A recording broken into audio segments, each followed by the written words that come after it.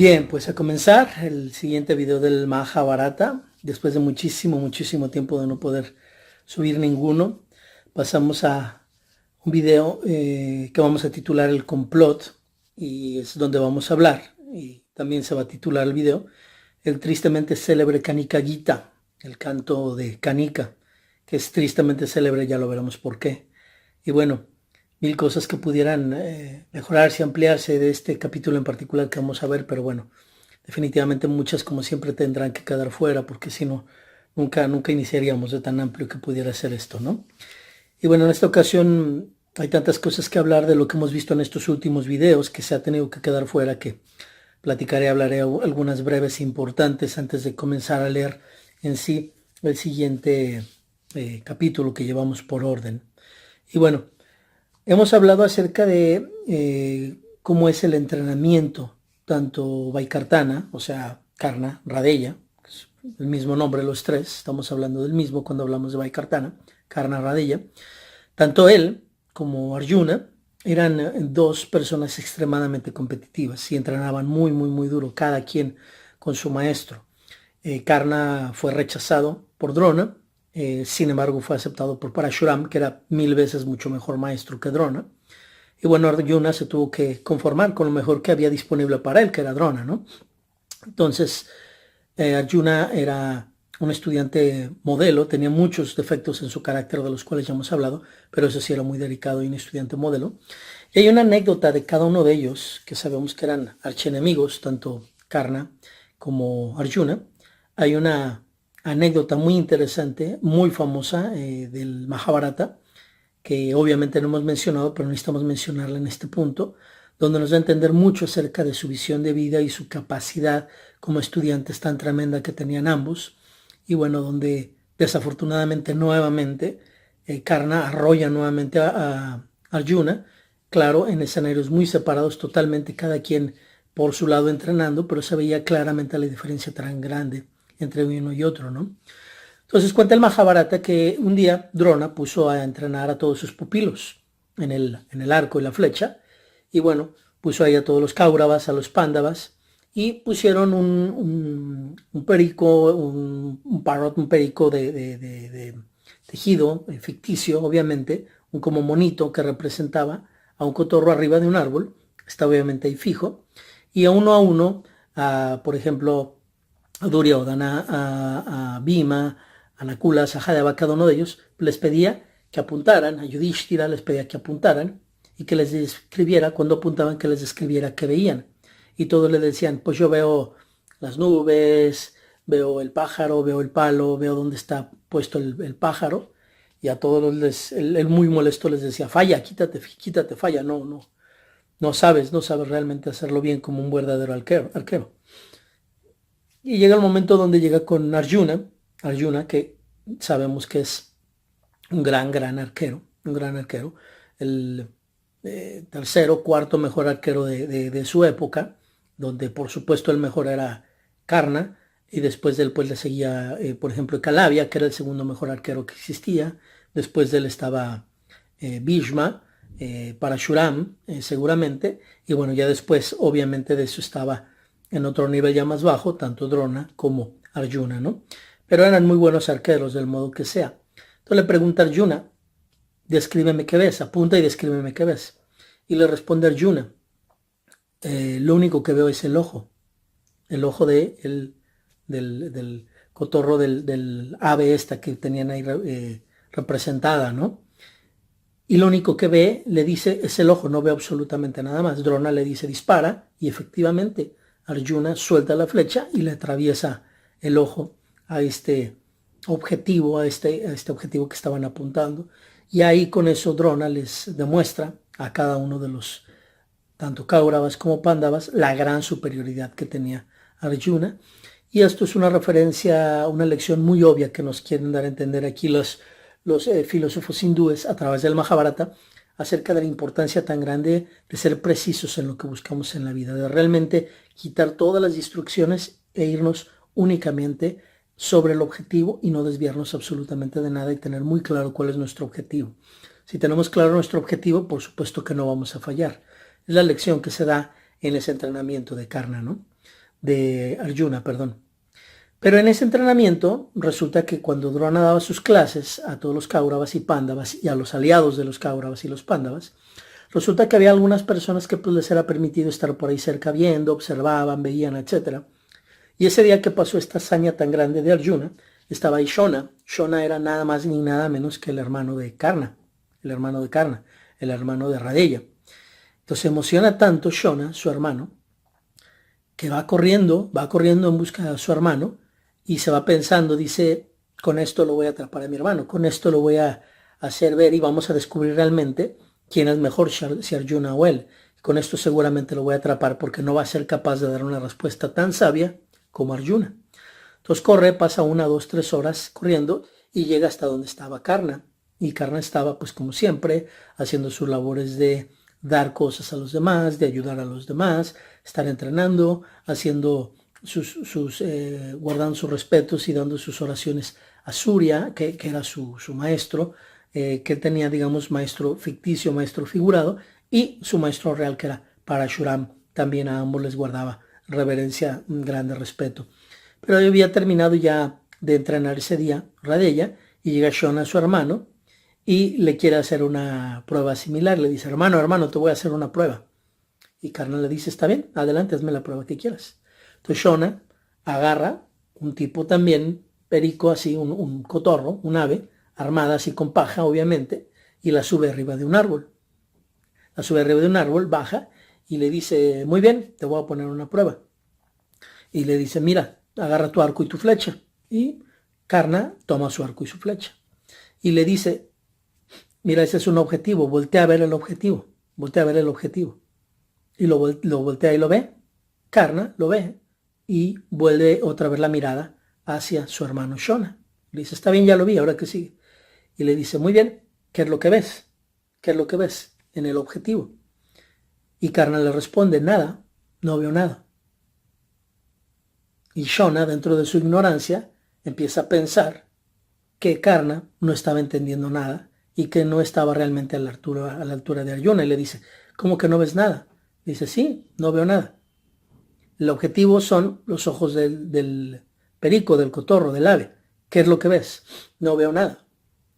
Y su hermano, Shona, empieza así como a quedar como triste porque Karna no sabía realmente responder a la altura de Arjuna.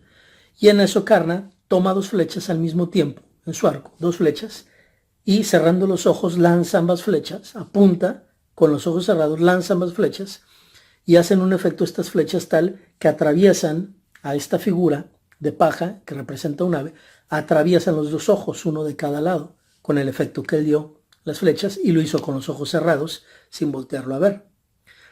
Entonces su hermano Shona se queda sorprendido, tremenda sorprendido, porque acaba de ser una hazaña muchísimo más grande que la de Arjuna.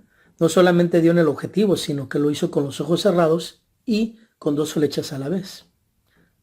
Entonces Karna le dice, ya sé que me estabas probando y te voy a explicar qué es lo que hice. Cuando tienes claro tu objetivo en la vida, le dice Karna a su hermano Shona, le dice, cuando tienes claro tu objetivo en la vida, es tan claro que ni siquiera necesitas tus ojos físicos para ver. Formas parte incluso del objetivo. Cuando en la vida estás tan despierto, formas parte de un todo, y como todo forma parte de ti, realmente no hay nada externo a ti. Todo lo que está afuera está dentro y lo que está dentro está afuera, así como es dentro es afuera. Todo eso se lo explica y su hermano Shona se queda boquiabierto del nivel tan superior que tenía Karna, el hijo del dios Surya, el hijo del sol, para manejar todo este tipo de cuestiones, no nada más de habilidad con el arco, sino incluso filosóficas. Entonces, bueno, esa es una anécdota impresionante que tengo que mencionarla ahorita porque la historia ya sigue avanzando y todo esto ya ocurrió y nos quedaríamos sin poder siquiera saber que estas cosas realmente ocurrieron o qué tipo de anécdotas han pasado, ¿no? Entonces, bueno, esto es para hablar acerca de el entrenamiento duro, ¿no? En ambos, tanto Arjuna, que decía solamente veo el ojo, como Karna en una situación similar que dice no veo nada, ¿no? Hay otra anécdota de una ocasión en la cual Drona pone a prueba a ver cuál era el más valiente de todos sus discípulos de los Kauravas y los Pándavas, y bueno, se mete a un río, están todos ahí nadando y jugando en el río, y a sabiendas de que hay un cocodrilo por ahí, Drona se mete y quiere ver quién es el más valiente. Y obviamente el cocodrilo pesca a Drona y Drona apenas iba a empezar a gritar, auxilio, auxilio, viene ahí un cocodrilo. Todos se quedan espantados y cuando todos se quedan espantados, Arjuna ya estaba tomando el arco, la flecha y manda varias flechas una tras de otra y mata al cocodrilo, ¿no? Entonces es una gran lección, insisto también, de que en momentos de reto, en momentos de crisis, muchas personas se quedan sorprendidas y no saben qué hacer absolutamente nada ante una situación de peligro. Pero personas que están bien entrenadas, que saben muy bien cómo encarar este tipo de situaciones, su retardo de comunicación es mínimo o inexistente. Retardo de comunicación se define como la cantidad de tiempo que pasa entre que ocurre algo y le damos respuesta correcta a eso que ocurre, ¿sí? Respuesta correcta, no una respuesta maquinal, sino una respuesta correcta. Entonces esto es muy importante, esta enseñanza también del Mahabharata acerca de Arjuna, de este tipo de anécdotas que tuvo, y por lo cual se fue haciendo el poco a poco el favorito de Drona. No era por ningún motivo, sino porque era el estudiante más dedicado y el más realmente efectivo de todos ellos, ¿no? ¿Qué más tengo aquí en mis apuntes? Bueno, pues está muy claro, ¿no? Entonces, mientras Radella, insisto, mientras Karna está siendo entrenado por él mismo, algo que es muy común en nuestra época, en el siglo XXI, con tanta información que hay, con tantas redes sociales, con tanta información que existe, es muy importante la capacidad de uno autoentrenarse, de uno tener un autoconocimiento. Lo ha dicho muchas veces alguien importantísimo, que es por ejemplo Isaac Asimov. Isaac Asimov habla mucho acerca de la importancia de el autoentrenarse y del aprender uno mismo, ¿no? Esto es algo que practicaba Karna Radella desde hace 2000, 3000 años aproximadamente, ¿no? Que es cuando vienen estas historias del Mahabharata y los tiempos en los que estos personajes realmente existieron. Entonces, vemos eso, la diferencia tan grande. Karna se autoentrenaba y además se entrenaba con Parashuram, que era, bueno, muy superior a Drona, que era Drona el que instruía a Arjuna. Entonces, de ahí ya estamos viendo una ventaja competitiva tremenda de Radella, de Karna, sobre Arjuna. Lo único que no cuentan ellos es lo que va a ocurrir después. La alianza tan impresionante que van a hacer los Pándavas con Krishna es lo único que hace, a final de cuentas, y al final de todas estas historias, la diferencia tremenda entre el bando ganador y el bando perdedor. Ya lo hemos analizado antes. ¿Quién se alía con el poder supremo, con la divinidad, con el camino del Dharma, y quién se alía con lo humano, lo material, o con el camino del Adharma? Es así de sencillo. Entonces, mientras todo esto está ocurriendo, Krishna, mientras ellos están entrenando, Krishna ya se ha probado 1 y 1000 veces en el mundo, siendo muy joven. Sabemos que es de la edad de Arjuna, de la misma edad. Se ha probado 1 y 1000 veces en el mundo y ha vencido Krishna. Ya ha conseguido su concha de batalla, que es toda una historia también, que no nos vamos a desviar a eso. La tuvo que ganar también con peleas, la tuvo que ganar con mucho valor, la tuvo que ganar esta concha, que fue famosísima, la que él toca en el campo de Kurukshetra junto con Arjuna. Ya la ha ganado. Ha rechazado coronas porque no las necesita. Krishna no era un rey ni le interesaba hacerlo. Él era un creador de reyes. Él venía a poner reyes en su sitio, reyes adecuados, kshatriyas que de veras estuvieran dentro de rol, no reyes o kshatriyas fuera de rol. Entonces Krishna estaba totalmente metido en este asunto, de crear reyes. Y esto es muy interesante, el hecho de que rechazaba él las coronas o el asunto de que lo querían coronar, porque esto nos da una pista y una simbología y una similitud impresionante con otros dos personajes espirituales famosísimos de la historia de la humanidad. Seguramente ustedes que están viendo este video ya saben a quiénes me estoy refiriendo. ¿Qué otras dos personas rechazaron también corona y no les interesaban? ¿Qué otros dos seres iluminados aparte de Krishna? Pues claro, está clarísimo. Buda era un príncipe y dejó toda esa vida de palacio, renunció a convertirse en rey para convertirse en un bodhi, en un iluminado. Gautama Siddhartha era alguien que era un príncipe, renuncia a eso y en lugar de convertirse en kshatriya se convierte en bodhi, en un Buda, en un iluminado. Y lo mismo la segunda personalidad, Cristo, el ungido, Cristo, Jesucristo. Ese es el otro, que en ningún momento estaba deseando ser rey absolutamente de nadie, sino realmente establecer el reino para que cada uno de nosotros fuéramos reyes de nuestro propio reino, lo cual es maravilloso. Entonces, tenemos aquí vasos comunicantes tremendos entre los tres, Krishna, Buda y Cristo, impresionantes, por si tal vez no lo habían ustedes analizado de esta manera, ¿no? Porque al final de cuentas, ¿quién quiere ser rey de un infierno externo, que es lo que representa el mundo, cuando se puede ser rey del cielo interno, del reino interno? Al final de cuentas, ellos como iluminados, pues lo veían muy claro, ¿no? Era como ofrecerle basura a alguien que está acostumbrado a lo mejor de lo que existe, ¿no? Entonces, estamos hablando de eso, estamos hablando de Krishna, estamos hablando de que ha hecho ya muchas cosas, se ha probado en el mundo. Ha roto ya el arco de Shiva, que es también otra historia que no vamos a poder abarcar porque es amplísima y no forma parte directamente del Mahabharata, sino de la vida de Krishna. Pero bueno, el rompimiento del arco de Shiva es un simbolismo de romper con el antiguo Dharma. Y esto es muy interesante porque él, desde ahí, cuando rompe el arco de Shiva, ahí es donde él anuncia lo que él viene a hacer de una manera simbólica, que es romper con el antiguo Dharma y venir a establecer el nuevo Dharma. Ya para estas alturas, Krishna ya ha matado a su tío Kamsa y ha liberado a sus padres biológicos que estaban encerrados, ¿no? Ya para estas alturas ya lo hizo. Insisto, eso es una referencia esta de Krishna muy importante, porque ven a quién mató Krishna. Mató a su tío Kamsa. ¿Y quién era Dhritarashtra? Dhritarashtra, el papá de Duryodhana. ¿Quién era Dhritarashtra para los Pándavas? Pues nada más y nada menos que efectivamente también el tío.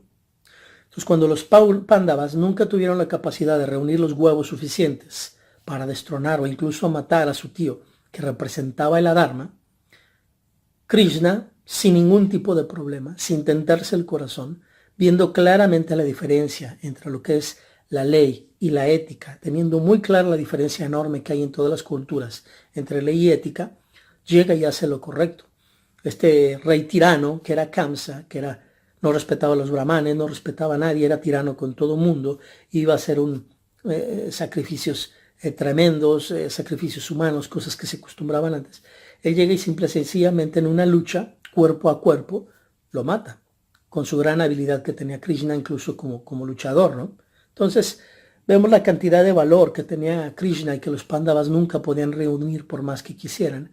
Y ahí es donde vemos una diferencia tan enorme entre estas mezclas de no humanos, que son los Pándavas. No humanos son una mezcla de dioses con humanos. Sabemos que son los principales dioses del panteón hindú, que tuvieron una descendencia con esta princesa Kunti Boja, y tenemos esa mezcla como nunca llega a ser del nivel de lo verdaderamente divino, que es lo que representa Krishna. Entonces son mensajes ocultos dentro del Mahabharata que hay que saber leer entre líneas, ¿no?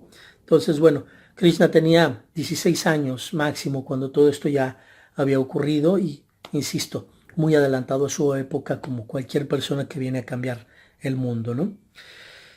Y también Krishna, ¿qué más había hecho? Cuando todavía los Kauravas, los Pándavas, se están entrenando y Radeya, Karna, se está entrenando, ¿qué más había hecho ya? Pues para ese entonces, junto al mar y uniendo tierra, aire, agua y fuego, uniendo estos 4 elementos, clarísimo, de una manera analógica hermenéutica, si analizamos realmente lo que hizo Krishna al establecer la ciudad junto al mar, ahí ha establecido ya Krishna a Dwaraka, que significa Dwaraka, la ciudad de las 1000 puertas, que también es un simbolismo incluso ese nombre, no es nada elegido al azar.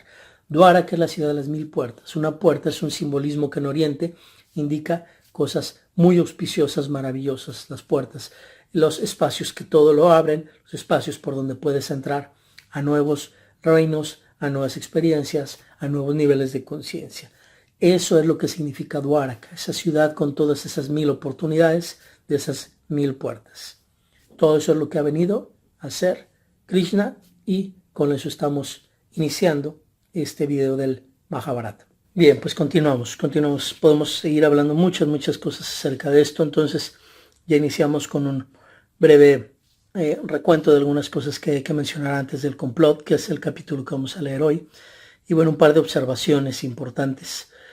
Tal vez algunos, los que ven este canal, que llevan todos los videos realmente vistos uno tras de otro, los que han puesto atención a los detalles, que hay una gran cantidad de cosas importantes en los detalles, tal vez notaron que tenemos una nueva intro. Hoy pusimos una nueva intro. ¿Por qué? Porque hoy marca tanto en mí, en lo personal, como en la historia del Mahabharata, en la parte en la que vamos, un cambio crucial. Es en este video, es en esta parte del complot, donde la historia va a dar un giro tremendo. Ya lo veremos por qué. Y precisamente para simbolizar ese giro, hemos hecho una nueva intro para marcar un cambio radical significativo. Es aquí donde se va a gestar el inicio de un viaje de los Pándavas, el cual va a ser un viaje, a final de cuentas, ya hasta el final de la historia, de muchos miles de kilómetros, ¿no? Y en lo personal, también aquí es donde marcamos el giro de un viaje mío personal hacia un simbolismo que representa también el viaje de los Pándavas, y es un viaje que en distancia es equiparable, es prácticamente la misma cantidad de kilómetros que yo haré con el que han hecho los Pándavas. Entonces, bueno, eso es muy interesante y lo veremos. Estamos a punto de emprender viajes tanto en lo personal como en la historia del Mahabharata. Por eso hay esos cambios. Pero insisto, hay muchos detalles en los videos que he puesto.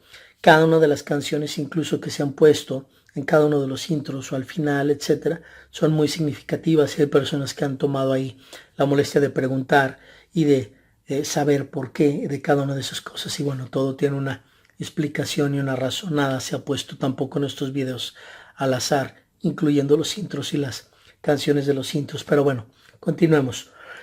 Yo les decía, vamos a ver el día de hoy el discurso de Kanika, el Kanika Gita completo, que es un ateísmo influenciado. Kanika es un personaje, personaje del Mahabharata que representa a uno de los consejeros, no el único, pero sí uno de los consejeros del rey ciego Dhritarashtra, y un consejero que le vino muy bien a mano para escuchar lo que él quería escuchar, para justificar lo que él quería que fuera justificado. Ya lo veremos el día de hoy. Pero pongamos un poquito más en contexto el video de hoy. Hemos visto en algunos de los videos anteriores, como he mencionado yo, las cronologías. Es algo importante seguir para que tengamos bien clara la imagen de qué es lo que nos está presentando Vyasa acerca de fechas, tiempos e incluso edades de los personajes. Entonces, corre para este momento del complot, para este momento de este video del complot, corre el año 1493 a.C., antes de nuestra era, 1493. Y veamos un poquito acerca de las edades que tienen cada uno de los personajes principales que están en esta parte de la historia. Bhishma para esta parte de la historia tiene 122 años. Drona tiene 106 años. Vyasa tiene 103 años para esta parte de la historia. Dhritarashtra, el rey ciego, tiene 55 años. Vidura, 54 años. Balarama y Karna, Balarama siendo hermano de Krishna, Karna siendo el hermano mayor de todos los Kunteyas, 47 años. Yuyutsu, que es el mayor, digamos, de los Kauravas, 32 años. Yudhishthira, 31 años. Bhima y Duryodhana tienen ambos 30 años, nacieron con un día de diferencia, lo sabemos. Arjuna y Krishna, que nacieron con 6 meses aproximadamente de diferencia, tienen 29 años. Y Nakula y Sahadeva, que son gemelos, tienen 28 años. Y más o menos se ha cumplido un año para esta fecha del complot, se ha cumplido más o menos un año de ¿qué? De la derrota de Drupada. De la derrota de Drupada ante Drona. Y Drupada juró que él quería vengarse y que iba a encontrar la manera de vengarse. Y bueno, ya lo veremos más adelante cómo es que se realizó esto, pero Drona, por medio de muchos sacrificios, por medio de muchos ofrecimientos a los dioses, genera de una manera mágica a otros no humanos dentro de toda esta serie de no humanos que existen, que es todo un análisis que se puede hacer aquí, el análisis de los no humanos dentro de la historia del Mahabharata. Nacen otros dos no humanos, que son Draupadi y Drishtadyumna.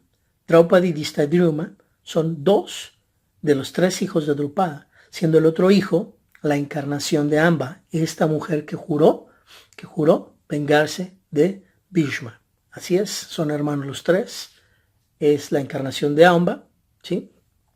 Que es Shikandin, que es un personaje importantísimo del Mahabharata, que ya lo iremos viendo.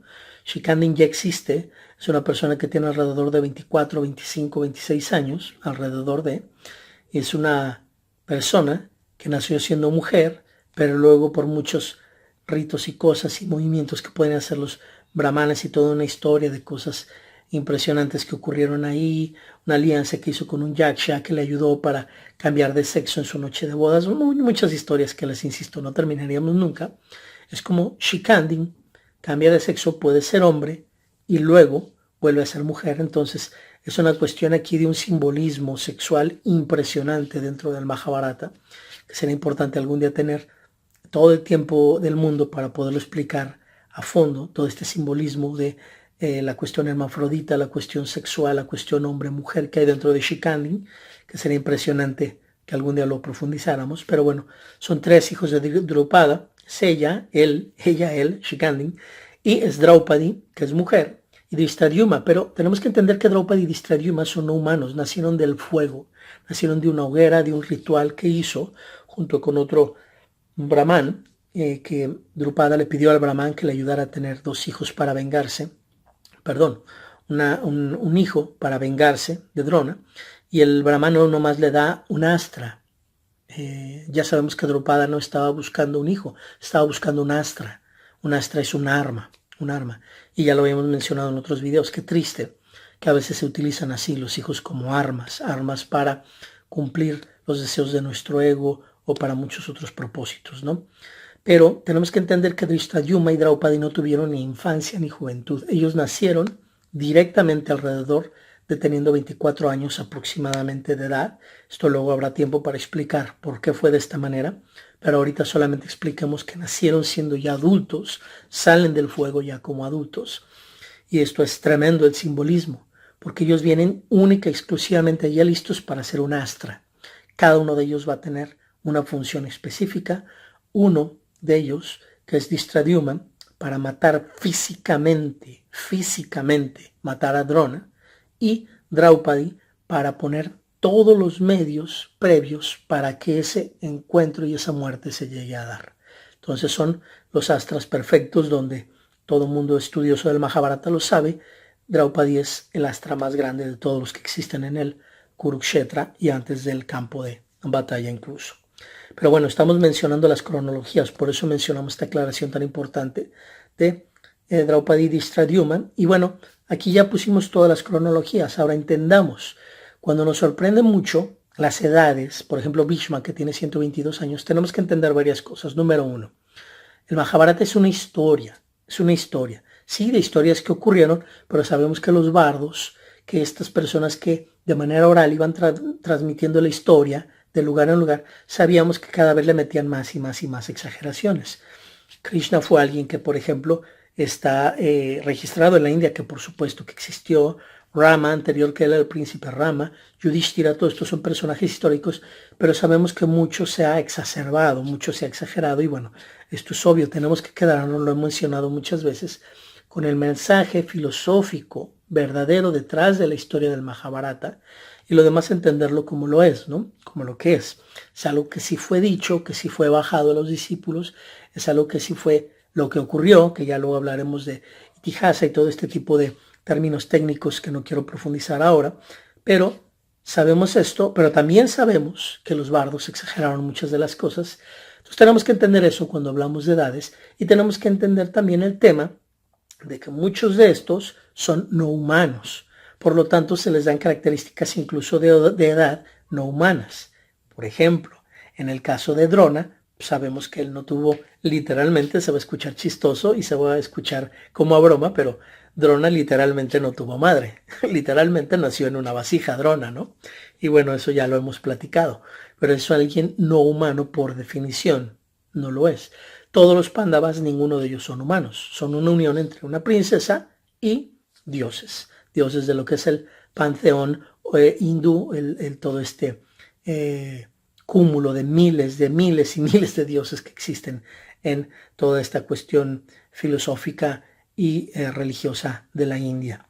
Entonces, bueno, todos ellos fueron así, cada uno de los Kauravas, excepto Jujutsu. Jujutsu es el único que sí fue humano, pero todos los demás sabemos que fue ahí un artilugio genético que hizo Vyasa, toda una cuestión ahí genética de tipo fertilización in vitro, algo así muy impresionante para la época, para que ellos pudieran hacer, lo sabemos.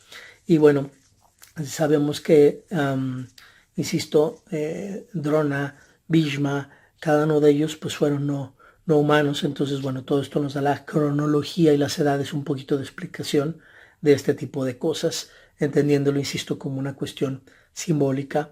Y vuelvo a repetir, corre el año 1493 antes de Cristo, o el menos 1493 de lo que sería nuestra era, o sea, antes del comienzo de nuestra era, 1493. Es el año que corre históricamente aquí. Bueno, básicamente esto es lo que se comenta y ahora sí voy a comenzar a leer. Ahora sí, tal cual como lo he hecho siempre, leo por completo sin ningún comentario y al terminar de leer, ahí sí ya voy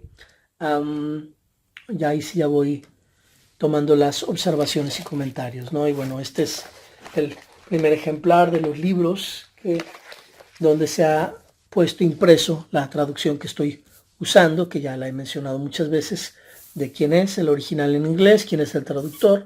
Aquí está. Y bueno, por ahí les había dicho que algún día iba a mostrarles los 5 tomos. Aquí está el segundo tomo, ¿sí? Ya lo había mostrado, el tercero también, ya lo había mostrado.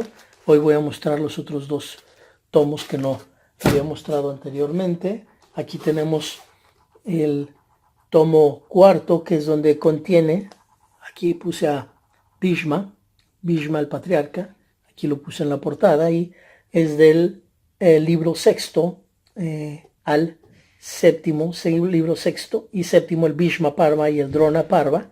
De los 18, aquí está el 6 y el 7, Bhishma Parva y Drona Parva, de los 18 que conforman el Mahabharata.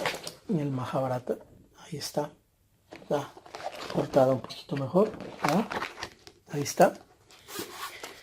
Y acá tenemos el último, que es desde el 8, aquí tenemos que es desde el 8 hasta el 18 de los Parvas, del Parva número 8 hasta el 18, y aquí están todos mencionados, cada uno de ellos. Y bueno, esto conforma todo el monumental trabajo de traducción del resumen, super resumen del Mahabharata. Esto es un super resumen, pero bueno, es lo que tenemos en español de esta edición. Insisto, está por ahí la edición de editorial Hastinapura, que es mucho más extensa, pero bueno, muy difícil de conseguir fuera de Argentina. Entonces, bueno, comienzo a leer el complot. El complot. Dhritarashtra era sin duda el rey, pero el reino que poseía había sido conquistado por Pandu. Fue el valor y el genio militar de su hermano lo que había hecho posible que su reino fuera ahora el más extenso de todos. Además de eso, se daba el hecho de que Yudhishthira era un año mayor que Duryodhana, siendo también más popular entre sus súbditos. Bhishma, Drona y Vidura elogiaban con frecuencia las virtudes de los Pándavas y de Yudhishthira en particular. Naturalmente, a Dhritarashtra le hubiera gustado designar a su hijo Duryodhana como heredero al trono de los Kurus, pero sabía que no iba a ser muy práctico. Así que tuvo que designar a Yudhishthira como heredero legítimo al trono. Los hijos del rey ciego estaban muy furiosos, pero no podían decir nada. Y así pasó un año. Bhima y Duryodhana se convirtieron en discípulos del gran Balarama, que era un maestro en el uso de la masa. Curiosamente, Balarama sentía gran predilección por Duryodhana, aunque enseñaba a todos sus discípulos con igual sinceridad. No obstante, Duryodhana era para él lo mismo que Arjuna para Drona. Amaba a Duryodhana y Duryodhana le amaba a él. Mientras tanto, Drona estaba ya dando los toques finales al adiestramiento de Arjuna. Ahora ya podía proclamar al mundo entero que no había nadie que pudiera igualarse a Arjuna, y dirigiéndose a su discípulo le dijo: «Escucha, Ahora eres el mejor de los arqueros del mundo. Nadie te puede derrotar, nadie excepto uno. Arjuna estaba sorprendido y ligeramente confuso, por lo que le pidió a Drona que le dijese quién era aquel que todavía le superaba. Drona le miró sonriente y le dijo: conocimiento y humildad deben ir siempre juntos. Nunca te sobreestimes. Son los demás los que han de calificarte como el mejor arquero del mundo, no tú mismo. Pero en lo que respecta a la persona de la que te hablaba, su nombre es Krishna, de la casa de los Vrishnish. Él es el más grande de todos los grandes. No hay nadie que le pueda igualar en nada, y no exagero cuando te digo eso. Es tu primo, su padre es Vasudeva, el hermano de tu madre. Si te haces amigo de Krishna, ni Indra mismo, ni todos los dioses de los cielos pueden hacerte daño. Krishna también ha oído hablar acerca de los Pándavas y se alegrará mucho de poder ser tu amigo. Espero que pronto te encuentres con él. Ya hacía un año que Yudhishthira había sido nombrado heredero legítimo al trono de la casa de los Kurus. Durante ese año su nombre se hizo muy popular entre la gente del reino, y en lo que respecta a Bhima y Arjuna, su valor como guerreros era proverbial. Arjuna había conquistado varios reinos del norte, del sur, del este y del oeste. Los celos y la envidia de los Kurus aumentaba día tras día, e igualmente le ocurría a su padre, el rey Dhritarashtra. Este quería comportarse con los Pándavas como un padre, pero viendo cómo los Pándavas superaban a sus hijos en valor y en fuerza, de repente le abordaban sentimientos de enemistad y de celos contra ellos. La gente elogiaba con grandes palabras de Yudhishthira. Decían: el rey Dhritarashtra es ciego e ineficaz. Bhishma, sin duda alguna, es muy eficiente, pero ya hace tiempo que renunció a su derecho al trono. Duryodhana no es suficientemente bueno para gobernarnos, así que lo justo es que Yudhishthira sea nuestro rey. Estos comentarios que hacía la gente llegaron a oídos de Duryodhana, lo cual le causaba profundo dolor en sus entrañas. Así pues, escogió un momento en el que su padre estaba solo y se dirigió a él para contarle todas sus penas. Le contó al rey lo que la gente estaba comentando y le dijo: Padre, fíjate en las consecuencias de tu decisión. Designaste a Yudhishthira como tu heredero y ahora la gente sueña con ver llegar el día en que va a ser coronado. ¿Por qué lo hiciste? Dhritarashtra le explicó sus razones, tras lo cual añadió: no tenía la mínima intención de negarte tus privilegios, pero ahora me encuentro con que estás lleno de envidia y celos hacia los Pándavas y particularmente hacia Bhima. Escucha, no tiene ningún sentido que intentes hacerles daño. Están bajo la protección de Bhishma y Vidura. Lo mejor que puedes hacer es tratar de olvidar este odio que tienes hacia ellos y tratar de comportarte como un hermano más. La gente de nuestro pueblo ha aceptado a Yudhishthira en su corazón y sería un suicidio hacer cualquier cosa en contra de él. El príncipe miró a su padre profundamente. Su cuerpo le temblaba de furia y apretaba sus manos agresivamente como conteniendo su ira. Luego le retiró la mirada bruscamente. Su vista vagaba por todas partes con sus ojos enrojecidos de furia. Luego, dirigiéndose a su padre, le dijo: Padre, sé que dices eso porque tienes miedo de que alguien te esté escuchando, pero puedo asegurarte de que no hay nadie aquí excepto tú y yo. Puedes ser franco conmigo y decirme cuáles son tus verdaderos sentimientos. Sabes que si Yudhishthira llega a ser rey, entonces su hijo reinará después de él y después de él su nieto. El reino caerá completamente en manos de los Pándavas. ¿Cómo podemos nosotros, los hijos del rey, estar dependiendo de estos odiosos Pándavas? Perderemos nuestra posición de príncipes y tendremos que servirles. Yo prefiero morir antes que depender de los Pándavas. Soy el hijo del rey y como tal, en su día he de ser rey. Si sientes algún afecto por mí, debes hacer algo. Si no, me mataré. No tengo intención de hacer el más mínimo servicio a ese glotón de Bhima. Dhritarashtra apoyó su mano sobre el hombro de su hijo y le dijo: Hijo mío, no te apenes. Yudhishthira, al igual que su padre Pandu, se ha ganado la admiración y la aprobación de los súbditos del reino con su natural dulzura y gentileza. Si algo le sucediera, recaerían las culpas sobre nosotros. Los Pándavas son muy populares y Bhishma, Drona, Kripa y Vidura están de su parte. No podemos ponernos en contra de ellos. Estas son las razones por las que designé a Yudhishthira como heredero al trono. Padre, dijo Duryodhana, déjame decirte algo. Bhishma no merece nuestra consideración. Se ha mantenido indiferente hacia nosotros desde que llegaron nuestros primos. Nunca ha tomado partido por uno u otro bando. Cuando Bhima solía molestarnos y hacernos daño, el abuelo Bhishma permanecía indiferente, ignorando lo que ante él sucedía. Del mismo modo, cuando intenté matar a Bhima, él mantuvo la misma actitud indiferente frente al hecho. Tengo el sentimiento de que ya no le importa nada de lo que aquí sucede. En ocasiones lo he visto pasearse por los jardines del palacio cerca de las orillas del Ganges, como completamente ausente y ensimismado, sin interés alguno por lo que aquí está pasando. Incluso una vez le sorprendí llorando y le pregunté qué le pasaba. Y secándose las lágrimas me puso el brazo por encima y me dijo, nada, hijo mío, nada. Es solo que estoy cansado, muy, muy cansado. Entonces, ¿por qué no te vas a descansar por un tiempo?, le dije yo. Y los ojos del abuelo se humedecieron. Me dijo, no, hijo mío, yo no puedo descansar, no debo hacerlo. Luego me pidió que me fuese a jugar y antes de irme me dijo, no te preocupes por mi descanso, no tardará mucho en llegar. Esto sucedió hace ya algunos años. Para mí, es completamente obvio que nuestro abuelo no tiene ningún interés en lo concerniente a nosotros. En su corazón guarda secretamente alguna pena y ya no le importa lo que hagamos. Ashwatthama es muy amigo mío. Su afecto por mí le hace estar de mi parte y me será fiel. Esto hará que Drona se ponga de mi parte también, porque ningún padre se opondría a su hijo.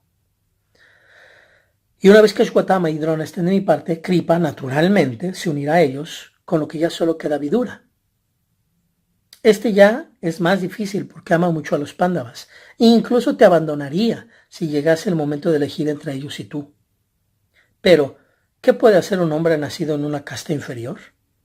Solo puede darte discursos sobre el Dharma. No importa, dejémosle que se vaya con ellos. Padre, tengo un plan. Si valiéndote de cualquier excusa pudieses enviar a los Pándavas junto con su madre a un lugar lejos de esta ciudad, por ejemplo Varanavata, yo, mientras, trataría de ganarme el amor y el aprecio de los súbditos del reino.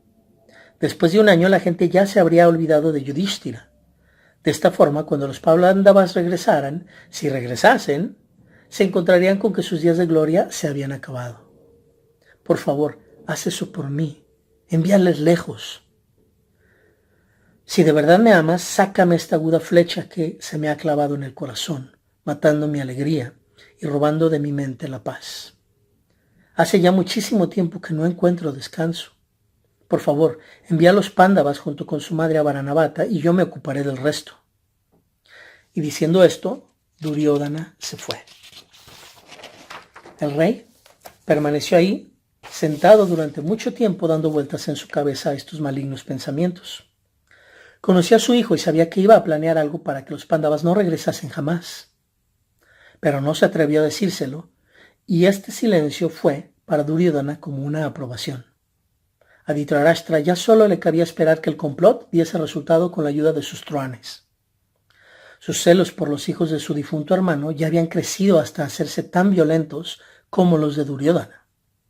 La única diferencia es que él sabía cómo ocultarlo y su hijo no.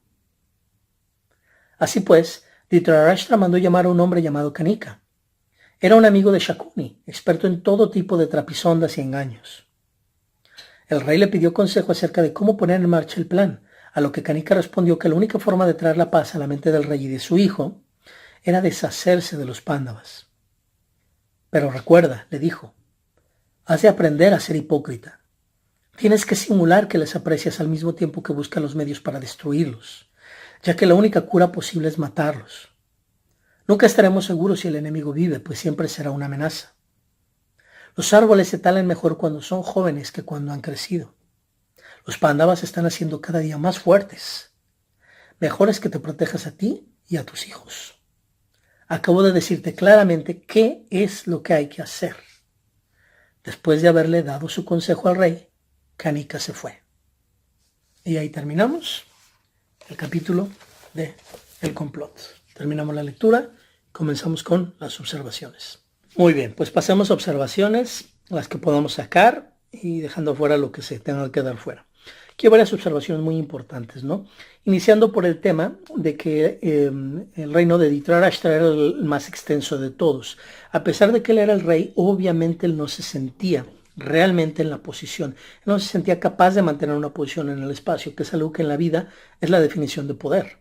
Poder es la capacidad de mantener una posición en el espacio. Que realmente estemos inamovibles en un punto, que tengamos seguridad, que no estemos moviéndonos de una manera constante, sin equilibrio por todos lados. Entonces, esa es la diferencia entre realmente ser propietario y realmente tener la sensación de poseer o havingness, realmente sentir que se tiene o se posee. Esto es muy diferente entre ser dueño de algo. Legalmente puedes ser dueño de algo, pero sentirte que no lo tienes, que no lo posees. La diferencia entre realmente ganárselo y no ganárselo. La diferencia entre monarquía, por ejemplo, y meritocracia. Es la diferencia importantísima entre estas dos cosas, ¿no? Y estas son las consecuencias en el caso de Dhritarashtra, de ejercer control sobre algo que no se ha ganado. Y es lo que le está pasando. Él no puede tener control sobre su reino porque realmente no lo ha ganado.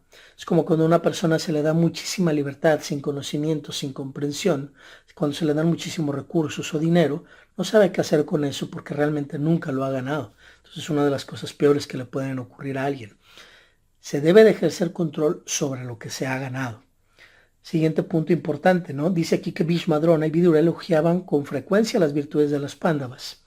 Y yo les quiero hablar un poquito del original en inglés, del original Mahabharata, el extenso, de qué tipo de virtudes habla. Y voy a mencionarlas. Por ejemplo, Sahadeva había aprendido todo lo relativo a la moral y a los deberes de Brihaspati. Brihaspati es un personaje importantísimo en todo lo que es la literatura hindú. ¿Por qué? Porque era nada más ni nada menos que el jefe espiritual de los celestiales. O sea, era el jefe espiritual, el Brahman, que le hacía todos los rituales espirituales a Indra, a Vayu, a todos los dioses del panteón hindú, a todos los dioses les hacía sus rituales, ¿no? Entonces, el máximo de los máximos fue el que vino a enseñarle a Sahadeva, ¿no? Menciona cómo, por ejemplo, los Pándavas habían vencido a Saubira, a quien ni siquiera los Gandharvas habían podido vencer. Menciona cómo Pandu, el padre de los Pándavas, no pudo vencer a Yavanas, pero Arjuna sí pudo. Arjuna y Bhima solos en un solo carro subyugaron a todos los reyes del este, respaldados por 10.000 carros, menciona el Mahabharata original. Y Arjuna solo conquistó todo el sur, lo cual es un simbolismo también. Recordemos lo que significa el sur, la parte de ir hacia abajo, ¿no? Entonces menciona como Arjuna solo, que representa obviamente al tercer chakra, ¿sí? Que es la parte de la energía, la parte energética, la parte del fuego, esta parte, cómo es que conquista todo el sur, ¿no? Entonces, esto es muy importante en cuanto a las virtudes de las Pándavas. Esto es, que acabo de leer, esto es específicamente lo que menciona al pie de la letra el Mahabharata original. Y bueno, habla de que se elogiaba mucho a los Pándavas, y esta cuestión tiene un tema que ver con el siglo XXI, tiene que ver con el tema de relaciones públicas, la promoción de boca en boca, la publicidad de boca a boca, o como muchos más elegantemente le quieren llamar, de boca a oído, ¿no? Pero bueno, X. Lo importante es que, como dice una frase importante, una frase muy famosa, lo que se dice de un hombre, bueno o malo, tiende a tener mayor poder sobre su destino que incluso sus acciones. Entonces, ojo, es muy importante nunca minimizar el poder que tiene lo que se dice acerca de uno. No siempre es verdad, o de lo que se dice acerca de otro, no siempre es verdad. A veces para bien, a veces para mal, pero eso tiene un peso específico tremendo, y eso los políticos y los amigos de Kanika, que ya veremos enseguida el Kanika Gita, lo saben muy bien. Toda esta gente que quiere manipular, saben muy bien el poder de las palabras. ¿Qué otra cosa? Mencionan que también se mencionaba mucho a estas virtudes de los Pándavas y de Yudhishthira en particular. ¿Qué más virtudes menciona el Mahabharata original? Menciona cómo Ashwatthama superaba a todos en las ciencias de las armas. Ashwatthama era el hijo de Drona. Pero Duryodhana y Bhima superaban en el uso de la maza. Nakula y Sahadeva en el uso de la espada. Yudhishthira superaba en la guerra dentro del carruaje, y Arjuna los superaba a todos en cuanto a inteligencia, proveerse de recursos, fuerza y perseverancia. Arjuna era hábil en todas las armas, y su fama llegó hasta los límites de la tierra con el mar. Arjuna de los Pándavas fue el único en lograr el nivel guerrero de Atirata, lo cual significa, Atirata significa que podía pelear con 60.000 enemigos al mismo tiempo. Wow. Arjuna, de los Pándavas, de los 5 Pándavas, fue el único que llegó a ese nivel. Ojo, no es el único que tenía ese nivel. También lo tenía Karna, también lo tenía Drona, también lo tenía Bhishma, pero concretamente de los Pándavas fue Arjuna el único que llegó a ese ranking, a ese nivel de guerrero, ¿no? Entonces, esto es también parte de lo que en el original Mahabharata en inglés se dice acerca de las virtudes de los Pándavas.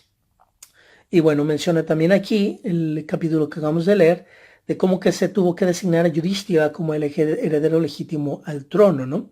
Y aquí voy a citar a Kisari Mohan Ganguly, que es el original Mahabharata, la traducción en inglés, donde Kisari Mohan Ganguly nos pone literalmente esto, que se designó a Yudhishthira como heredero legítimo al trono y dice literalmente que lo hizo Dhritarashtra motivado por amabilidad y amor por la gente. Motivado por amabilidad y amor por la gente. O sea, no lo hizo porque realmente él quisiera, sino por amor hacia la gente de su reino. Dhritarashtra sabía en el fondo que a pesar de todas sus deficiencias, Yudhishthira era mejor próximo heredero que su hijo Duryodhana, lo sabía. Y dice Kisari Mohan Ganguly en el original que se le designó a Yudhishthira por las siguientes cualidades: firmeza, fortaleza, paciencia, benevolencia, sinceridad y plena honestidad de corazón. Y obvio aquí el Mahabharata nos está describiendo las cualidades que uno debe de tener como persona, porque recordemos que es Yudhishthira el verdadero protagonista de esta historia, aunque haya otros caracteres más interesantes y más famosos. Yudhishthira quien representa el Bodhi, el ser espiritual, el espíritu que vive dentro de nosotros, que puede o no ser escindido o encendido a un mayor grado espiritualmente, encendiendo los siguientes chakras que están por encima de él. Pero bueno, es lo que representa, ¿no? Estas cualidades que acabo de leer es lo que nos quieren dar a entender, obviamente, ¿no? Las cualidades de Yudhishthira. ¿Quién es Yudhishthira? Eres tú, soy yo, cualquiera de nosotros. Cualidades: firmeza, fortaleza, paciencia, benevolencia, sinceridad y plena honestidad de corazón. Entonces, ojo con ese importante mensaje del Mahabharata. Lo habla acerca de Balarama, que Bhima y Duryodhana se convirtieron en discípulos del gran Balarama. Y bueno, Balarama no es ni más ni menos que el hermano de Krishna. O sea, estamos hablando de palabras mayores. Estamos hablando de un personaje importantísimo de los Brishnish. Y también era llamado Sankarsana. Sankarsana también era una manera de llamar a Balarama. Y interesante cómo él era imparcial, Balarama. A pesar del amor y aprecio que sentía por Duryodhana, se mantenía imparcial hacia todo el mundo. Eso es impresionante, cosa que obviamente Drona no era capaz de hacer, mantener esa imparcialidad, porque Drona era bastante parcial con sus alumnos. Y bueno, menciona también aquí, siguiente punto, es cuando nos está hablando acerca de que la envidia de los Kurus aumentaba día tras día. Igualmente le ocurría a su padre, el rey Dhritarashtra. Kisari Mohan Ganguly nos menciona literalmente que difícilmente podía dormir y en ansiedad constante se encontraba. En una palabra, se encontraba en un estado miserable. Menciona el Mahabharata original. Difícilmente podía dormir y en ansiedad constante. Muy miserable. Así se encontraba Dhritarashtra. Y bueno, también aquí comentar que Dhritarashtra por un lado quería comportarse con los Pándavas como un padre, pero por otro lado le abordaban sentimientos de enemistad y celos contra ellos. Esto es muy interesante, ¿no? La dicotomía que existía en la mente, estos dos pares de opuestos, en lucha, no en paz, no en serenidad, sino en lucha, totalmente y constantemente generando carga emocional, uno tras del otro, uno tras del otro, en choque constante, generando un problema, generando un atoramiento mental, generando masa mental. Existía lo que él quería y lo que podía hacer, lo que él sentía y lo que era su deber. Y aquí lo tengo anotado en un como diagrama, ¿no? O sea, por un lado está lo que quiere Dhritarashtra, que es amarlos, a sus sobrinos. Por otro lado está lo que él siente, que es coraje. Por otro lado hay otro vector, otra flecha energética atacando, que es lo que debo hacer. ¿Qué es lo que debo hacer? Ser imparcial. Y por otro lado el vector de lo que puedo hacer. ¿Qué es lo que puedo hacer? Pues lo que puedo hacer es desplazarlos, a final de cuentas. Entonces en Dhritarashtra, el rey, siempre había una lucha entre lo que quiero, lo que siento, lo que puedo y lo que debo. Y es una lucha que existe en cada uno de nuestros interiores, de cada una de las personas. Esta lucha también se llega a dar. Lo que queremos, lo que sentimos, lo que podemos y lo que debemos. Y hay que hacer un análisis cada quien en su vida personal, en cada situación, de qué es lo que está detrás del quiero, del siento, del puedo y del debo. ¿Sí? En este caso, Dhritarashtra lo que quería era amarlos. Lo que sentía era coraje o resentimiento. Lo que debía, su deber, era ser imparcial. Y lo que a final de cuentas pudo hacer fue desplazarlos. Y esto es muy interesante, porque así en nuestra vida tomamos elecciones marcados por estos vectores que atracan a nuestra mente, definitivamente. Entonces, ese es el punto que ocurría ahí con los celos y con él, ¿no? Y bueno, aquí hay un comentario muy interesante, ¿no? Dice aquí que los habitantes de Hastinapura mencionaban que Duryodhana no mencionaban que fuera a ser un mal rey, ni mencionaban que era alguien malo. Fíjense qué interesante. Dicen, no es suficientemente bueno. Qué interesante. No es suficientemente bueno para gobernarnos. Es lo que decía la gente. No decía que fuera mala persona. No decía que fuera indeseable. Decían, no es suficientemente bueno. Entonces, esto es tremendo, porque nos indica que era realmente alguien con muchas virtudes, muchas cosas positivas, pero que Yudhishthira en el tramo final, a final de cuentas, era un poco mejor. Y aquí vemos toda esta carrera loca moderna por la competitividad, por siempre ser mejor que el otro, por siempre tratar de estar siendo mejor que el otro. Si le preguntáramos a un filósofo zen, inmediatamente te diría que la solución y que realmente lo mejor que puedes hacer es no ser nadie y convertirte en un verdadero inútil, donde realmente no tendrías ningún problema. Entonces, bueno, aquí tenemos, insisto, todo este tipo de filosofías como unas con otras están cada una poniendo su postura, ¿no?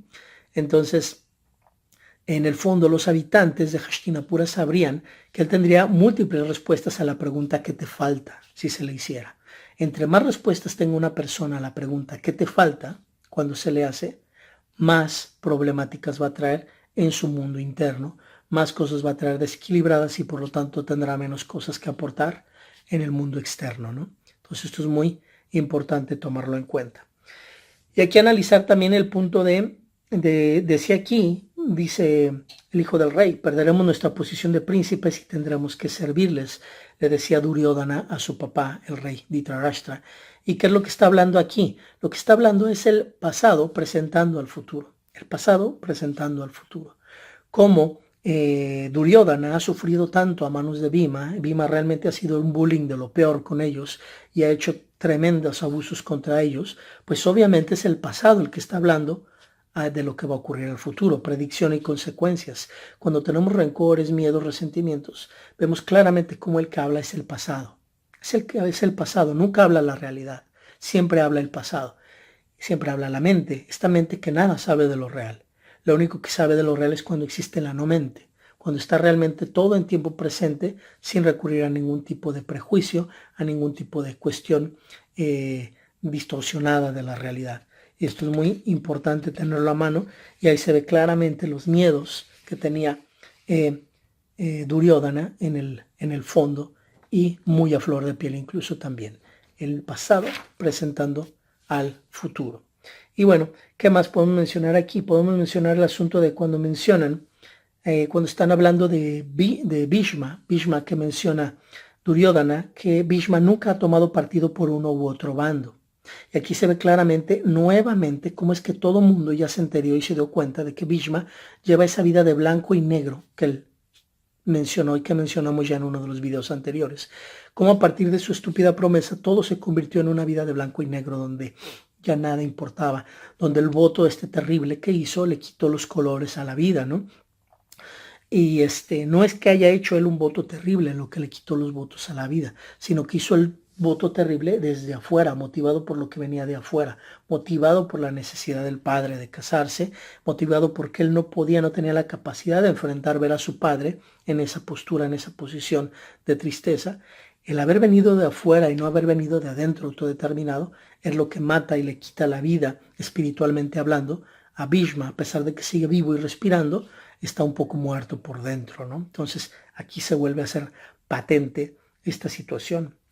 Y luego mencionar un poco de esta parte también, donde le dice Bhishma a Duryodhana, le dice, no, hijo mío, yo no puedo descansar, no debo hacerlo. Ahí estamos hablando de locura dentro de la sanidad.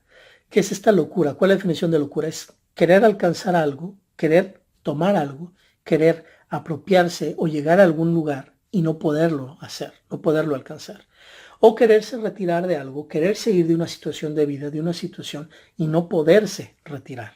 Este querer alcanzar, no poder alcanzar, querer retirarse, no poder retirarse, forman una dicotomía, un par de opuestos que pueden enloquecer a cualquier persona. Y es lo que Bhishma un poco ya estaba teniendo, ¿sí?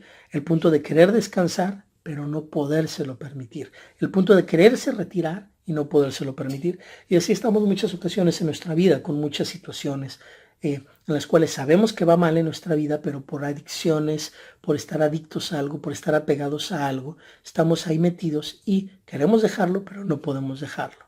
O queremos alcanzar algo que sabemos que es dañino, pero nuestra propia supervivencia nos mantiene alejado de ello. Pero mantenemos ese deseo ahí oculto ante la vista de todos los demás y por dentro esto genera un sufrimiento tremendo a cualquier persona. Bueno, en un estado similar así se encontraba Bhishma.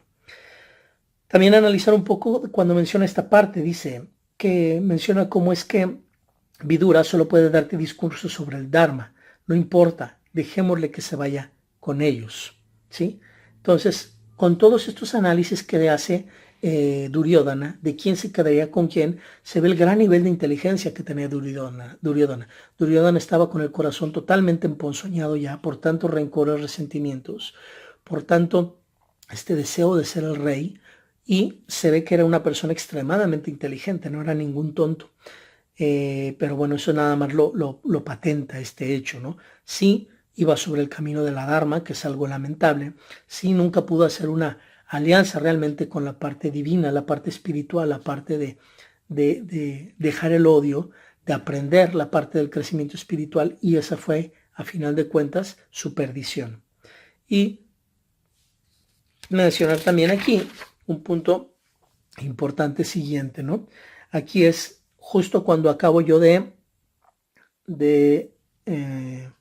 justo cuando acabo yo de leer la parte del complot que terminé, dice, acabo de decirte claramente qué es lo que hay que hacer, dijo Kanika. Después de haberle dado su consejo al rey, Kanika se fue. Justo ahí se marca, justo cuando Kanika termina de hablar, justo al terminar el complot, ahí termina, dentro del Adiparva, el Adiparva ya habíamos dicho que tenía varios subparvas dentro. Ahí termina el Sambhava Parva, justo ahí termina el Sambhava Parva, y justo en el próximo video que vamos a poner, ya que liberamos el siguiente video después de del complot, justo cuando empecemos a leer eso, ahí comienza el Yatugriha Parva. Ahí va terminando una parte de una historia y comienza otra. Porque justo aquí, con este tremendo y terrible consejo de Kanika, ahí termina todo un parva completo del Mahabharata dentro del Adiparva. Entonces, bueno, algo aquí muy importante que mencionar es, aquí nos estamos perdiendo de mucho, nos estamos perdiendo de mucho, porque en esta traducción del Mahabharata, en esta parte del Mahabharata que estamos nosotros llevando, pues realmente es un párrafo, no es más que un párrafo, no es más que esto de aquí, esta parte de aquí, no es más que esto, lo que se menciona de palabras de Kanika. Y aparentemente, si lo leyéramos así tal cual, pues realmente fue muy poco lo que dijo Kanika a Dhritarashtra. Sin embargo, no es así. En el original en inglés es todo un discurso súper extenso acerca de estrategia política y acerca de cómo hacer todo tipo de artimañas y trapisondas y engaños y de cómo subirse encima de los demás. Y este es un tratado impresionante, impresionante. De hecho, voy a justo enseguida de esto, voy a leerles al pie de la letra, lo traduje directamente del original en inglés de Kisale Mohan Ganguly, lo traduje en español porque no existe, al menos que yo sepa, no existe por ningún lado traducido completo al español.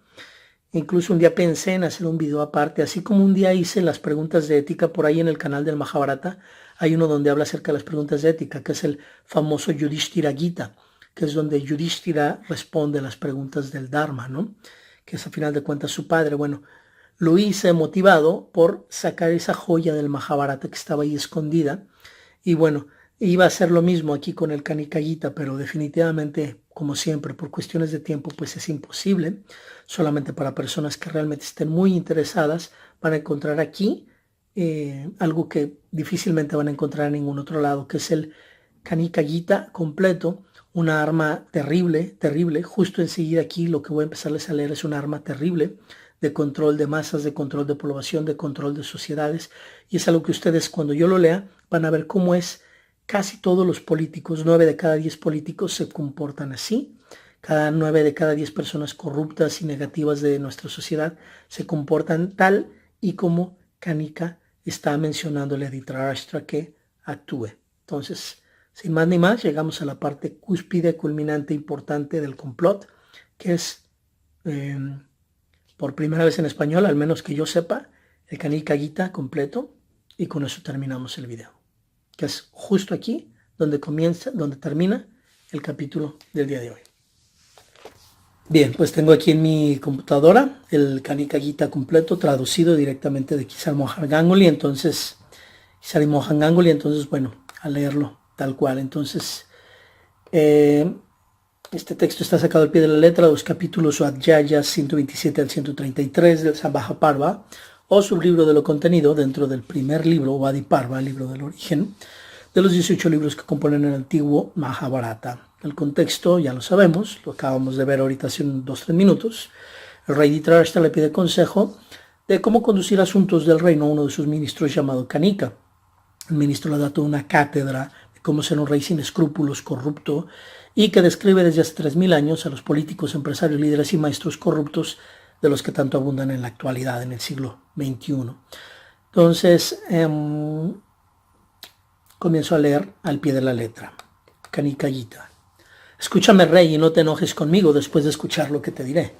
Los reyes deben estar siempre con sus masas levantadas para golpear cuando sea necesario, y deben siempre incrementar su poder. Cuidadosamente deben de evitar todas las fallas en sí mismos y sin cesar deben de observar las fallas de sus enemigos y sacar ventaja de ellas. Si el rey está siempre listo para atacar, todos le temerán. Por lo tanto, un rey siempre tiene que tener como recurso el reprender y castigar en todo lo que haga. Él se debe conducir de tal forma que sus enemigos no detecten ninguna debilidad en él. Siempre debe de proteger, así como la tortuga protege su cuerpo, sus medios y sus fines, y siempre debe de guardar para sí sus debilidades y que otros no las vean. Cuando comience una acción particular, siempre debe terminarla por completo. Una espina, si no es sacada por completo, producirá una herida purulenta. El acabar con un enemigo que te hace mal siempre es digno de halago. Una chispa de fuego es capaz de consumir un bosque extenso con tan solo permitírsele diseminarse de un objeto a otro en su proximidad. Los reyes deben algunas veces fingir ceguera y sordera, ya que si están sin opción de reprimir, castigar o detener algo, deben entonces de fingir que no vieron las fallas que justificarían dicha reprimenda o castigo. En ocasiones como esta, se deben permitir mostrar sus arcos como si estuvieran hechos de paja, pero deben de estar siempre alertas como una horda de venados durmiendo en el bosque. Cuando tu enemigo tenga poder, destrúyelo por cualquier medio, abierto o encubierto. No les muestres ninguna piedad. No les muestres ninguna piedad ni aunque busquen tu protección. Un enemigo o alguien que alguna vez te ha dañado debe de ser destruido por medio de sobornarlo con dinero y si es necesario incluso matarlo si está a tu alcance. Los muertos nunca inspiran temor. Tú debes destruir los recursos de tus enemigos. Debes destruir sus raíces y su terreno. Luego debes destruir a sus aliados y partidarios. Los aliados y partidarios nunca existirían si se destruye al líder. Si la raíz del árbol es cortada, entonces las ramas y frutos nunca podrán existir como antes. Dirige tu reino siempre observando ansiosamente a tus enemigos. Gánate su confianza y cuando te la hayas ganado debes entonces saltar sobre de ellos como un lobo. Se ha dicho que para obtener la riqueza puede usarse incluso el halo de la santidad como instrumento para bajar las ramas donde está la fruta lista para ser cosechada. Soporta a tu enemigo en tus hombros hasta el momento en que puedas tirarlo. romperlo en pedacitos como a una olla que se tira a la tierra violentamente sobre una superficie rocosa. A tu oponente no le debes de demostrar ninguna piedad, sino aniquilarlo de inmediato, ni aunque se te acerque de forma que requiere piedad de tu parte. Por medio de crear desunión entre sus aliados o mediante el uso de la fuerza, de hecho por cualquier medio posible bajo tu alcance, tú debes destruir a tu oponente. Escucha, monarca, la historia de un chacal que bajaba en el bosque en la antigüedad y el cual estaba bien versado en la ciencia de la política. Había un chacal sabio, consciente de sus propios intereses, el cual vivía en compañía de 4 amigos, un tigre, un ratón, un lobo y una mangosta. Un día ellos vieron en el bosque a un fuerte venado, el líder de la manada, el cual, sin embargo, no podían ellos acorralar debido a su rapidez y fuerza. Ellos entonces formaron un consejo para consultar el asunto. El chacal comenzó diciendo: «Tigre, has hecho muchos esfuerzos por atrapar este venado, pero todo ello en vano, simplemente porque el venado es joven, ágil y muy inteligente. Hagamos que el ratón vaya y mordisque su pie cuando el venado esté dormido. Cuando esto ya esté hecho, que el tigre se aproxime y lo cerque. Entonces todos nosotros con gran deleite nos lo comeremos». Escuchando estas palabras del chacal, ellos realizaron muy cuidadosamente todo lo que se acordó, y el ratón mordisqueó de su pie y el tigre le mató como se anticipó. Y contemplando el cuerpo inerte del venado en el piso, el chacal le dijo a sus acompañantes: «Bendecidos sean, vayan y lleven a cabo sus abluciones. Mientras tanto, yo cuidaré del venado». Escuchando lo que el chacal dijo, fueron entonces todos ellos al río. Y el chacal esperó ahí meditando profundamente en lo que debería de hacer. El tigre, dotado de gran fuerza, fue el primero en regresar al lugar después de haber realizado sus abluciones, sus ritos, sus respetos, sus oraciones en el río, ¿no? Sus abluciones. Y él vio ahí al chacal concentrado en meditaciones. El tigre dijo: «¿Por qué estás tan apesadumbrado? Vamos a disfrutar de este cadáver». El chacal dijo: «Escucha, tigre, lo que el ratón dijo, que despreciaba tu fuerza, que el venado lo había matado a él, y que gracias a su fuerza tú, tigre, hoy gratificarías tu hambre». Cuando el ratón habló así del tigre, de ti, tigre, yo por mi parte ya no quisiera ni siquiera tocar esta comida. El tigre respondió: «Si el ratón ha dicho eso, mis sentidos ahora se han despertado. Yo a partir de hoy mataré solo con la fuerza de mis propios brazos a las criaturas que anden por el bosque, y después me regocijaré con su carne». Y habiendo dicho esto, el tigre se fue. Después de que el tigre se hubo ido, llegó el ratón, y viéndolo llegar el chacal se dirigió a él y le dijo: «Ratón, escucha lo que la mangosta ha dicho, que el cadáver de este ciervo está envenenado». El tigre lo tocó con sus colmillos y no lo comió. «Yo no lo comeré». Y también dijo que si yo se lo permitía, te asesinaría y te comerá. Escuchando esto, el ratón se alarmó y rápidamente entró a su agujero. Y después de que el ratón se hubo ido, el lobo, oh rey, vino al lugar. Al ver al lobo llegar, el chacal le dijo: «El tigre está molesto contigo. La furia lo posee. Llegará aquí con su esposa en cualquier momento. Haz lo que creas conveniente». Y así el chacal también se libró del lobo. Y fue entonces que llegó la mangosta, querido rey. Y el chacal le dijo: «Por medio de mi fuerza he vencido a todos los demás que han venido por su parte de carne y han huido de mí. Pelea conmigo primero y luego come de esta carne como te plazca». Y la mangosta respondió: «Cuando ni el tigre, ni el lobo, ni el inteligente ratón han podido vencerte siendo unos héroes, tú pareces entonces ser un héroe mayor aún. No deseo pelear contigo». Habiendo dicho esto, la mangosta se fue. Y así, cuando todos se fueron del lugar, el chacal, muy contento con el éxito de su política, comió toda esa carne del venado para él solo. Ahí terminó Canica su relato del chacal y le dijo al rey: «Si los reyes actúan de esta manera, podrán ser felices. Así, deberás al tímido excitar sus miedos, al valiente domarlo por medio de la conciliación, al encubierto ganarle a través de los regalos o riquezas, y los iguales e inferiores a través de exhibir tu poder o valía. Cada uno de ellos puede ser vencido de esta forma». Además de lo que te he dicho, rey, escucha esto otro que tengo que decir. Si tu hijo, amigo, hermano, padre o incluso tu maestro espiritual, cualquiera de ellos se convierte en tu oponente, Tú debes, si es que estás deseoso de prosperidad, aniquilarlo sin escrúpulos. A través de maldiciones y encantamientos, a través de regalos o riquezas, a través del veneno o a través del engaño, el enemigo debe ser aniquilado. El que actúe con mayor diligencia será el que prosperará más. Hasta tu maestro espiritual debe de ser castigado si es vano, ignorante de lo que debe hacerse o no hacerse y vicioso en sus formas. Cuando estés enojado, finge que no lo estás, hablando incluso con una sonrisa en tus labios. Nunca repruebes a nadie demostrando con tus palabras que estás enojado. Habla siempre palabras dulces antes de que golpees y aun cuando estés golpeando. Después de que el golpeteo haya acabado, compadécete de la víctima y llora por ella e incluso emana lágrimas. Conforta a tu enemigo a través de la conciliación, a través del regalo y del comportamiento agradable.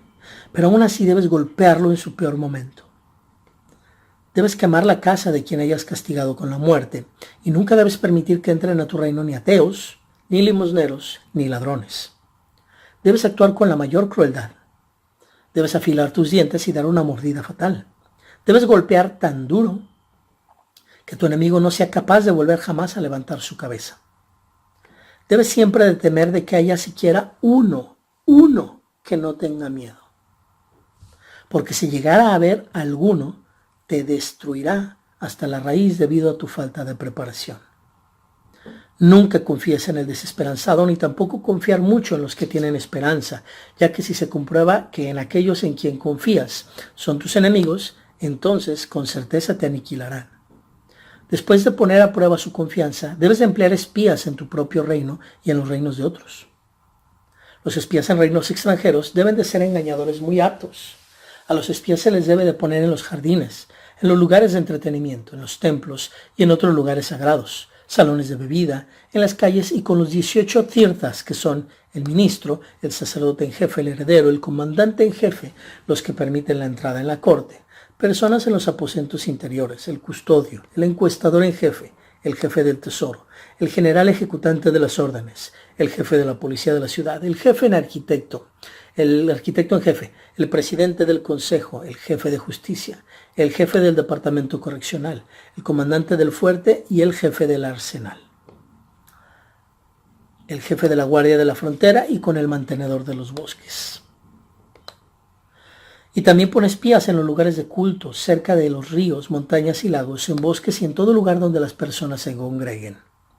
En tu hablar siempre debes de ser humilde, pero permite que dentro de tu corazón haya más filo que en una navaja. Y cuando estés realizando un acto cruel y terrible, debes de hablar con una sonrisa en tus labios. Si deseas la prosperidad, debes adoptar todas estas artes: conciliación, humildad y jurar. Adorar los pies de otros bajando tu cabeza, inspirando esperanza y el agrado. Y una persona capacitada en las artes de la política es como un árbol adornado con flores, pero sin fruto. O, si llega a tener fruto, este fruto debe de estar tan alto como para que no sea fácilmente obtenible desde el piso. Y si cualquiera de estos frutos da la apariencia de estar maduro, debe de prestarse atención y cuidado para hacer que parezca estar no maduro. Conduciéndose de esa manera, el rey nunca se marchitará. Virtud, riqueza y placer tienen sus efectos tanto malignos como buenos, íntimamente entretejidos. Mientras se extraen los efectos que son buenos, aquellos que son malos deben de ser evitados. Aquellos que practican la virtud incesantemente se ponen infelices debido a desear la riqueza y por la negación del placer. Los que van tras la riqueza se ponen infelices por la privación de placer y virtud. Y aquellos que van tras el placer sufren debido a su no atención de la riqueza y de la virtud. Por lo tanto, tú debes de ir tras la riqueza, la virtud y el placer de tal forma que no sufras por ninguno de ellos. Con humillación y atención, sin celos y deseoso de lograr tu propósito, tú debes, con toda sinceridad, pedir consejo a los brahmanes.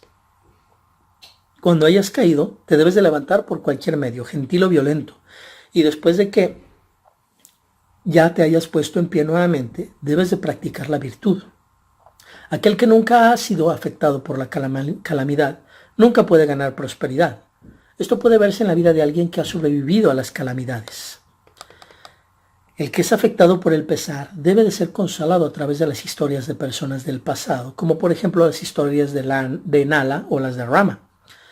A aquel cuyo corazón ha sido golpeado con dolor y pesar debe de ser consolado con esperanzas de prosperidad futura. Quien es sabio e instruido debe de ser consolado con oficinas agradables obsequiadas a él. Aquel que después de haber terminado un asunto con un enemigo se pone a descansar como si ya no tuviese más que hacer, es como quien se despierta y cae de la punta de un árbol donde se encontraba dormido. Un rey siempre debe de mantener para sí mismo lo que han aconsejado sin miedo a las calumnias. Un rey siempre debe mantener para sí mismo lo que le han aconsejado sin miedo a las calumnias, y mientras contempla todo a través de los ojos de sus espías, él debe de poner atención en cuidarse de sus propias emociones delante de los espías de sus enemigos. Así como el pescador prospera atrapando y matando a los peces, un rey nunca puede llegar a la prosperidad sin romper lo vital de sus enemigos y sin realizar algunas acciones violentas. La fiereza de tu enemigo, representada por su ejército, debe siempre ser destruida por completo por medio de arrancarla como si fuera hierba y tirarla, o en su lugar, afligirla mediante enfermedad, hambre y deseos de bebida. Una persona en necesidad nunca se le acerca por amor a una que está afluente. Y cuando el propósito de uno se ha obtenido, uno ya no necesita acercarse a aquellos que le han ayudado a uno a obtener dicho propósito. Por lo tanto, cuando hagas algo, nunca te lo quedes por completo, sino que deja un poco para otros, para que también deseen algo de ello, pues puede que necesites de sus servicios. Alguien que busca prosperidad debe de buscar aliados y medios con diligencia y conducir sus guerras con cuidado. Sus acciones en busca de prosperidad siempre deben de ser guiadas por la prudencia. Un rey prudente siempre debe de actuar de tal manera que ni sus amigos ni sus enemigos sepan sus motivos antes del inicio de sus actos. Déjale saber todo cuando el acto haya sido comenzado o completado, y mientras el peligro no llegue nunca actúes como si estuvieras asustado. Pero cuando ya hayas dado un paso, debes de darlo con valentía. Aquel que confía en un enemigo que ha sido subyugado y presentado ante él a la fuerza, está buscando su propia muerte. Tú siempre debes de anticipar y esperar el próximo evento por venir como si ya hubiera de hecho ocurrido y tomar medidas para encararlo, ya que de lo contrario y debido al aletargamiento tuyo causado por el aburrimiento, puede ser que pases por alto un punto importante cuando ello ya esté frente a ti. Una persona deseosa de prosperidad siempre debe de actuar con prudencia, adoptando sus medidas de tiempo y lugar. Él también debe de actuar poniendo atención al destino y saber que éste puede ser regulado. Él también debe de actuar poniendo atención al destino y saber que el destino, puede ser regulado a través de mantras y ritos sacrificiales y poner atención también a la virtud, a la riqueza y al placer. Es bien sabido que tiempo y lugar siempre producen el mayor bien, siempre y cuando se tomen en consideración. Si tu enemigo es insignificante, ni aun así se le debe de perder de vista, ya que pronto puede llegar a crecer como una palmera, extendiendo sus raíces o como una chispa de fuego en los profundos bosques, la cual puede pronto convertirse en una gran conflagración. Así como un pequeño fuego es gradualmente alimentado con leña, pronto se convierte en algo capaz de consumir hasta los mayores terrenos, así la persona que incrementa su poder por medio de hacer alianzas y amistades, pronto se convierte en alguien capaz de subyugar incluso al enemigo más formidable. La esperanza o promesa que tú le des a tu enemigo debe de ser alejada antes de que sea cumplida, y cuando llegue el momento de cumplirla, inventa otro pretexto para seguirla alejando o no cumpliendo. Haz que ese pretexto aparente tener bases y razón, y haz que esa razón aparente estar respaldada por otras bases y razones. Los reyes deben de, en lo relativo a destruir a sus enemigos, parecerse a cuchillas de afeitar, demasiado, y ser siempre filosos, ocultando sus intenciones y atacar de forma encubierta cuando llegue la oportunidad o la ocasión sea correcta, barriendo a todos sus enemigos y a los dependientes y aliados de sus enemigos, y hacerlo como si estuvieras con esa cuchilla rasurando tu cabeza y no dejando en ella ni un solo cabello. Oh soporte de la dignidad de la casa de los Kurus, en lo relativo a los Pándavas, debes de actuar de tal forma que no te tengas que preocupar en el futuro. Oh rey, protégete de los hijos de Pandu, ya que los hijos de Pandu son más fuertes que tus hijos. Te he dicho lo que debes de hacer. Escúchalo y haz lo que tengas que hacer. Adopta medidas que vayan de acuerdo a la ciencia de la política para que no tengas que sufrir en el futuro. Y habiendo entregado Kanika su discurso al rey Dhritarashtra, regresó a sus aposentos, dejando al rey pensativo y melancólico. Ahí termina el Kanikkā Gita.